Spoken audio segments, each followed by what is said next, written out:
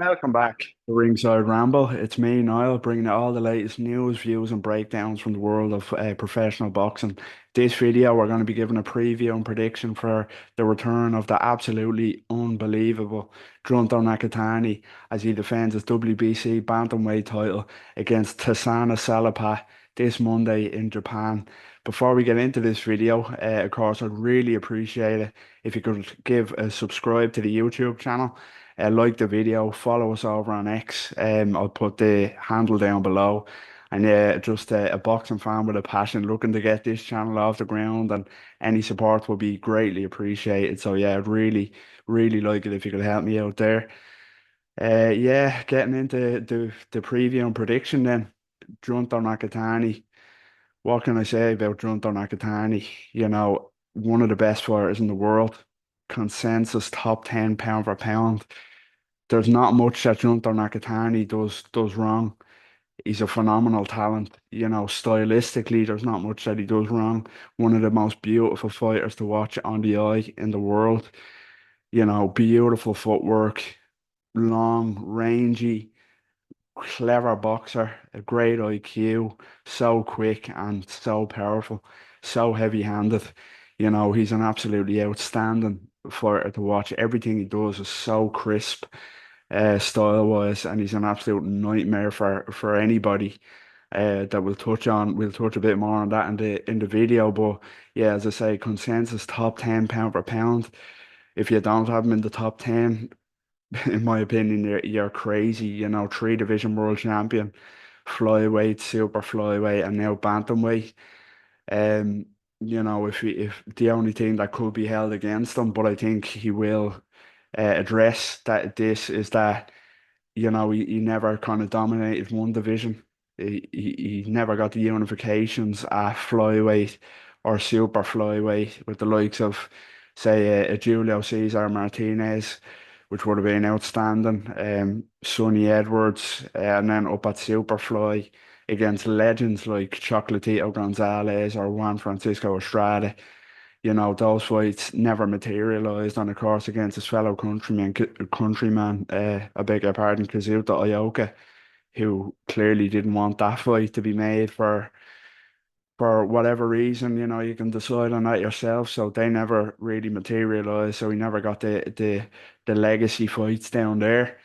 The same problem was kind of the same criticism was aimed at Noya anyway early on.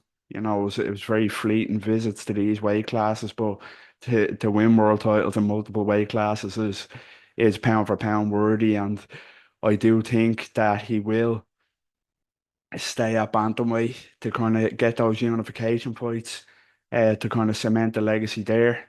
There is the talks of him fighting both Takuma Inoue, who also defends his world title this weekend at bantamweight. If he wins, obviously, and retains his WBA title, which would be a huge fight for Japanese boxing. And then there's, of course, a fight that would be undoubtedly the biggest fight in the history of Japanese boxing against Takuma's brother, Naoya Inoue, if Junto was to move up to 122. But that's for another day. That would be an absolute dream super fight for boxing fans. More kind of, I know Naoya anyway is more well known now, but more kind of hardcore fan base with the lower weight classes not really getting the credit they deserve on a wider scale, unfortunately. But Naoya anyway versus Junto Nakatani would be a super fight. It really would. But that's down the line. And of course, there's also, so I think, there's a potential fight with my favorite fighter in the world to watch, Jesse Bam Rodriguez. If Jesse Bam Rodriguez moves up from Superfly to bantamweight, I would absolutely love to see him fight Junto Nakatani. I think, if we're talking stylistically, the Junto Nakatani versus Jesse Bam Rodriguez or Junto Nakatani versus Naoya anyway would be, uh has the potential to be one of the most, kind of two of the most, I beg your pardon, kind of technically perfect fights you'll ever see. Jesse Bam Rodriguez, along with Nia Inoue, are the most well-rounded fighters on the planet for me in terms of skill set. And Junto Nakatani is not far behind those two at all, so they would be dream fights. And there's no reason that Junto Nakatani can't beat either of them. You know, it might sound crazy, but it wouldn't surprise me if Junto Nakatani beat Jesse Bam Rodriguez or not anyway. I hear people say he can't beat Inoue or Jesse Bam Rodriguez. He wouldn't beat Jesse Bam Rodriguez. Why not? Junto Nakatani has the skill set, the speed, the power, the IQ, and the size to beat both of them. He's that good, and if he gets these kind of unifications with Takuma Inoue, who I think he beat relatively comfortably as well. If Takuma Inoue wins this weekend, he beat Yoshiki Takai, the WBO bantamweight champion. He beat Ryosuke Nishida, the IBF champion, in my opinion, although they're quality fighters in their own right. He could go undisputed at bantamweight. He is the best bantamweight in the world for me. And then, of course, those wins would shoot him up further up the pound for pound top 10 list.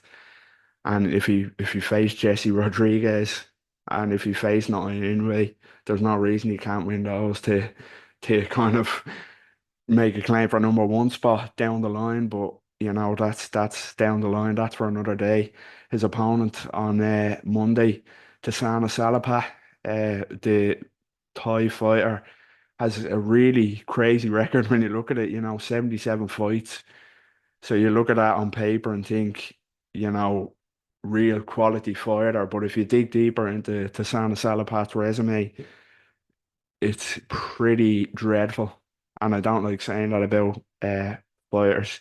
Of course, any fighter that steps in the ring deserves respect, but Tasana Salapat's record is littered with nobodies, and nobody's up to very recently. A lot of guys with losing records, a lot of guys with heavy losing records or a handful of losses, a lot of debutants.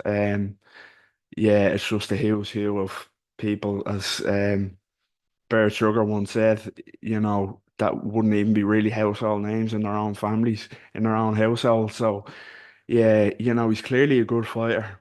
Um, Former Muay Thai background, so tough as they come, quick, aggressive, and can punch. Over 50 KOs and 76 wins. But yeah, fought nobody on the stratosphere of Junto. The one loss on his record is to former or the current WBA bantamweight champion and possible future Junto Nakatani opponent, Takuma Inoue. Didn't disgrace himself against Takuma Inoue, was competitive at times, but lost decisively on the cards in the end. So that's a sole loss. And the rest of his wins are truly, truly dreadful opposition. They really are. But he is talented, but the kind of the one of the most severe mismatches of the weekend on a stunning weekend for boxing. So the prediction for this one is easy. Junto Nakatani demolishes Tasana Salapat. If Tasana Salapat saw the second half of the fight, I'd be amazed. Junto Nakatani has the absolute crazy power. He proved it against Alejandro Santiago, against Vincent Astrolabio. He makes much better fighters than Tasana Salapat look like they don't belong in the same ring as him. So Junto Nakatani, KO. I'm going the first four rounds, and they're not on the same stratosphere, these two. So it's another win for Junto Nakatani, another very easy win. And yeah, he shoots himself further towards unifications with the likes of Takuma Inoue or super fights with the likes of Jesse Bam Rodriguez or Naoya Inoue. So yeah, that was my preview and prediction for the return of the absolute phenom Junto Nakatani as he defends his WBC bantamweight world title against Tasana Salapat this Monday in Japan. Part of a huge boxing schedule this weekend in Japan, Saturday or Sunday, I beg your pardon, and Monday. There's numerous world title fights put on by Tekken, so I can't wait for that. Along with the Beterbiev Bivol card, there'll be previews and predictions for all big fights on the channel. If they're not up already, they will be coming soon. So yeah, as I mentioned at the start of the video, please, please, please subscribe to the channel. Help me get it off the ground. Just a fan with a passion, looking to kind of share that passion with as many of you as possible. Follow us out on X at Ringside Ramble. I'll put the tag below again. And yeah, thanks for listening. Take care.